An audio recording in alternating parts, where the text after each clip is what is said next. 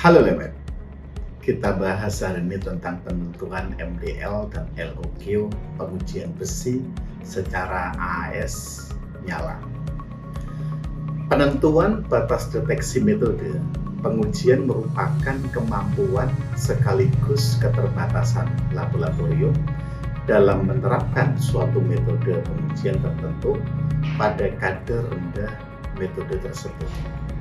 Penentuan batas deteksi bertujuan untuk menghindari penulisan laporan hasil pengujian tidak terdeteksi atau not detectable yang merupakan informasi tidak informatif jika tidak mencantumkan nilai batas deteksi metode. Jika suatu hasil pengujian dinyatakan tidak terdeteksi, ini menggunakan alat apa? Dalam pengujian logam bisa titerasi pakai kompleksometri. Ketika kadarnya rendah, pakai spektrofotometri UV vis. Lebih rendah lagi, pakai AAS flame. Lebih rendah lagi, ICP OS. Lebih rendah lagi, pakai AAS graphite furnace. Lebih rendah lagi, pakai ICP MS. Artinya setiap kali pengujian itu kita harus dapatkan informasi. Jangan sampai kita tidak terdeteksi. Kalau tidak terdeteksi ini tidak menggunakan batas LOQ, maka itu bisa jadi informasi tidak informatif. MDL adalah kadar analit yang ditentukan sesuai tahapan metode pengujian secara menyeluruh sehingga menghasilkan signal dengan probabilitas 99% bahwa signal tersebut berbeda dengan belangku. Artinya, rumusan MDL ini sama dengan T student tampil dengan alpha 0,01 degree of freedom N-1 kalikan SD. Ketika kita menggunakan tabel Excel untuk menentukan T student tabel ini, dari definisi dinyatakan probabilitas 99%. Artinya alfanya ini 1% sebelah kiri, 1% sebelah kanan. Jadi T student dalam hal ini adalah 0,02 dengan degree of freedom N-1 kalikan SD.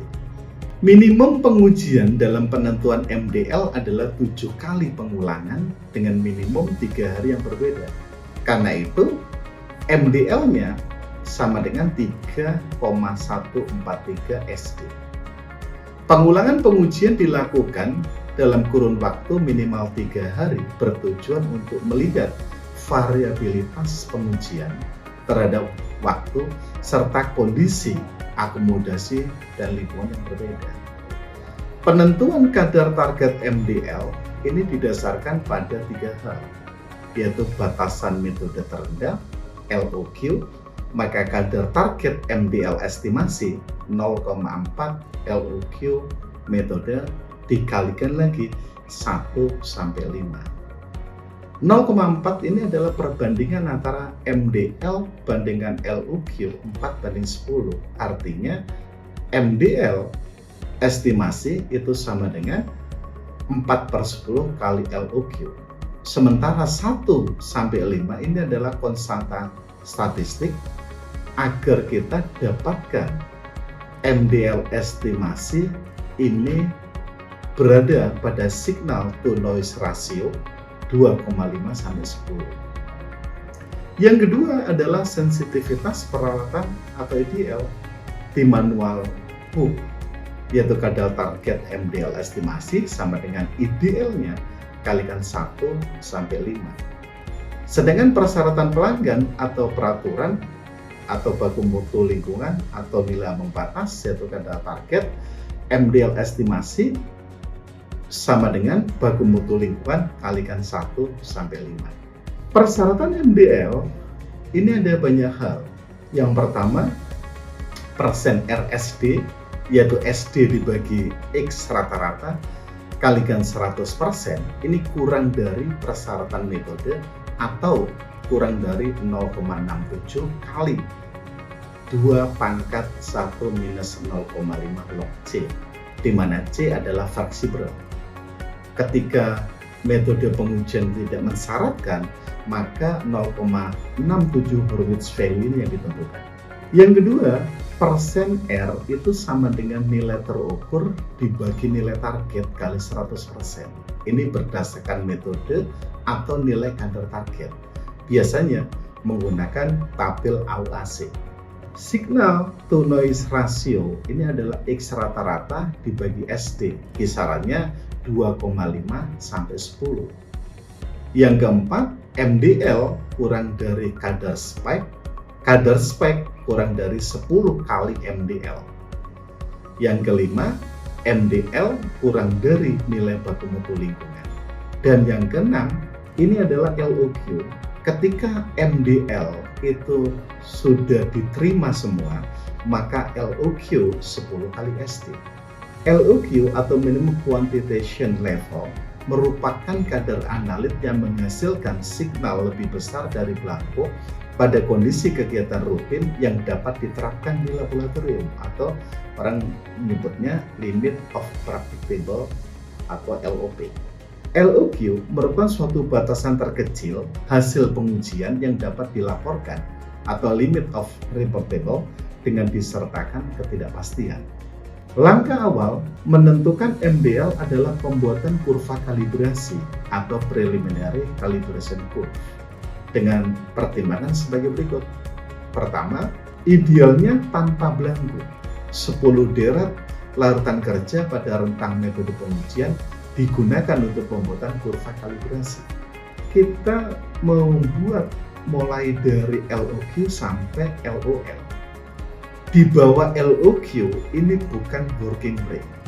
Banyak lab yang menggunakan 0 kemudian LOQ. Tetapi 0 sampai LOQ ini bukan working rate. Karena itu perhitungannya 0 tidak dimasukkan. 2. Deret larutan kerja terkecil LOQ dan deret larutan kerja tertinggi yaitu LOL. Yang ketiga, jika koefisien korelasi kurang dari 0,995 atau koefisien determinasi R kuadrat kurang dari 0,990, maka periksa kondisi alat serta ulangi pengukuran deret larutan kerja hingga diperoleh R lebih dari sama dengan 0,995 atau R kuadrat lebih besar atau sama dengan 0,990 atau yang disyaratkan oleh metode pengujian dan diverifikasi. Jika R memenuhi batas keberterimaan, maka tentukan metode slope yang diperoleh dari kemiringan kurva kalibrasi. Metode slope pada regresi linear yang terbentuk disebut juga dengan instrumen sensitivity. Ketika kurva kalibrasi ini sudah terbentuk, maka akan didapatkan persamaan regresi Y sama dengan A ditambah Tx, di mana koefisien determinasi atau R kuadrat lebih dari 0,990. Kemudian intercept dibagi slope ini kurang dari MDL. Persen RLCS sama dengan 100% plus minus 5%. Dalam metode pengujian dinyatakan bahwa kadar Fe dapat diukur berkisar antara 0,3 sampai 10 mg Fe per liter. Kita lihat bahwa 0,3 adalah LOQ, 10 adalah LOL. Karena itu dalam pembuatan kurva kalibrasi MDL dan LOQ ini kadarnya dimulai dari 0,3 mg per liter, 0,6, 1, 2, 4, 10 mg per liter. ABC kita dapatin 0,0164, 0,0318, 0,0564, 0,0914, 0,1831 dan 0,4621. Kita dapatkan interceptnya 0,004, slope-nya 0,0457, korelasinya 0,9997 dan R kuadratnya 0,9995. Dalam pembuatan kurva kalibrasi ini kita lihat persyaratan R kuadrat lebih dari atau sama dengan 0,990 kita dapatkan R kuadrat 0,9995 lebih dari sama dengan 0,990, artinya diterima. Arti dari kurva ini adalah linearitas. Kemudian intercept dibagi slope, artinya 0,004 dibagi 0,0457 yaitu 0,0873 kurang dari MDL estimasi. MDL estimasi ini diukur dari 4/10 kalikan dengan LOQ. LOQ-nya 0,3 jadi ketemu 0,12, artinya diterima. Konsep yang kedua ini adalah untuk melihat apakah ada kontaminan atau tidak.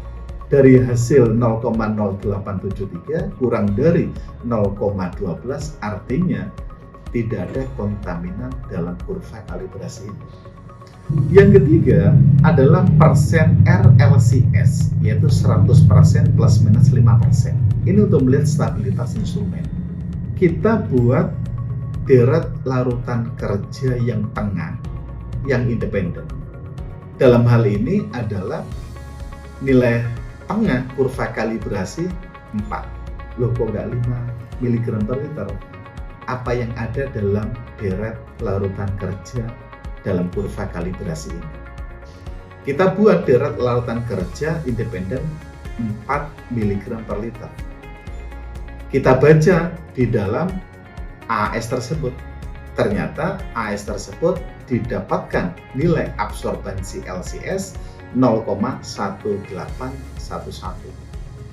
Karena itu kadar LCS kita peroleh yaitu absorbansi LCS dikurangi intercept dibagi dengan slope, kita dapatkan 3,8791. Kalau itu persen RLCS-nya adalah kadar LCS dibagi nilai targetnya kalikan 100%.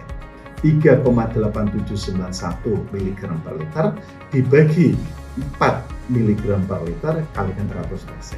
Ketemu 96,98%, artinya diterima. Artinya kurva kalibrasi ini yang pertama linear, yang kedua tidak ada kontaminan, yang ketiga stabilitas instrumentasi terjaga. Kemudian kita coba lakukan speccing. Kadar spek yang dipilih digunakan sebagai target. Kalau kita lihat target itu sama dengan CV sampel ditambah CV spek dibagi volume sampel volume spek, maka kita dapatkan targetnya sesuai dengan LOQ metode, yaitu 0,3. Konsentrasi sampel ini harus mendekati 0 dan volume sampel katakan ini total 50 ml, artinya yang kita speckingkan ini 1 mili, volume sampelnya 49 mili, kemudian konsentrasi speckingnya belum kita ketahui, tapi volume speknya adalah 1 mili dibagi dengan volume sampel yaitu 49 mili ditambah volume specking yaitu 1 mili. Kita dapatkan konsentrasi specking 15 mg Fe per liter. Kemudian kita juga harus hitung dengan konsentrasi akhir, ini adalah konsentrasi awal spek ditambah dengan volume awal spek dibagi volume akhir. Konsentrasi speccing 15 mg per liter. Volume speccing 1 mili. Konsentrasi akhir adalah 100. Kemudian persen recovery itu sama dengan nilai terukur dibagi nilai target. Nilai terukur adalah kadar sampel ditambah spike dibagi dengan nilai targetnya kali 100%. Kadar Fe adalah 0,3 mg per liter dipilih sebagai kadar awal sama dengan LOQ metode. Bila signal to noise ratio kurang dari 2,5, maka kadar spek dinaikkan hingga berkisar 0,6 mg Fe per liter. Namun jika signal to noise ratio lebih dari 10, maka kadar spike diturunkan hingga berkisar 0,12 mg Fe per liter. Dari kadar ini kita dapatkan tabel sebagai berikut. Kadar sampel ini semuanya adalah 0 mg per liter. Volume sampel kita dapatkan 49 ml dan spackingnya 15 mg per liter. Volume spackingnya 1. Target spackingnya 0,3. Nilai absorbansi pada kadar 1 0,0161. Yang kedua 0,0181. 0,0169, 0,0171, 0,0172, 0,0197, dan 0,0157. Absorbansi dari spacking ini kemudian kita masukkan ke dalam model matematik dari kurva kalibrasi Y sama dengan A plus BE, sehingga diperoleh hasil AAS dalam satuan miligram per liter diperoleh 0,27, 0,31, 0,28, 0,29, 0,29, 0,34, dan 0,26. Kita hitung persen recovery-nya. Kita dapatkan bahwa hasil ini dibagi dengan target spacking-nya 0,3 tadi, yaitu 88,5%, 103,1%, 94,3%, 95,8%, 96,5%, dan 114,7%, serta 85,5%. Kita hitung re-ratanya. Re-rata hasil dari AS 0,29, re-rata persen recovery-nya 96,9. SD-nya dari hasil AAS ini diperoleh 0,03, persen RSD-nya 10, MDL-nya 0,1, LOQ-nya 0,3, dan signal to noise ratio-nya 10,0. Ini adalah tabel ringkasan dari penentuan MDL LOQ pengujian besi Fe secara AS nyala. Dalam persyaratan metode dinyatakan bahwa persen RSD kurang dari sama dengan 10%, hasil kita 10%. Persen R-nya adalah 85% sampai 115%.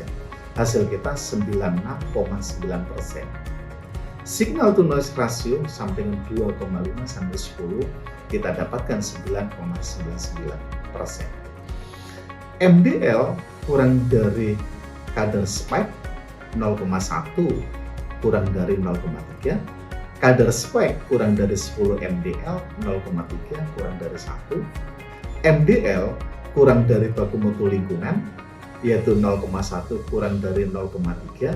0,3 ini adalah lampiran 6 peraturan pemerintah nomor 22 tahun 2001 tentang penyelenggaraan perlindungan dan pengelolaan lingkungan hidup. LOQ yang diperoleh 0,3. Artinya persyaratan 1 sampai 7 ini memenuhi. Demikian yang bisa kami sampaikan. Terima kasih.